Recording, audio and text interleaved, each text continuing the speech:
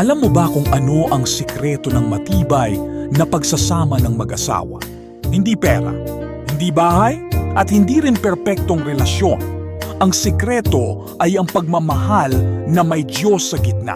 O sabi sa Biblia sa Share Ephesians chapter 5:25, "Husbands, love your wives just as Christ loved the church and gave himself up for her."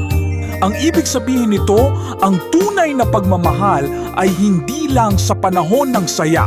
Ito ay pagmamahal na handang magsakripisyo.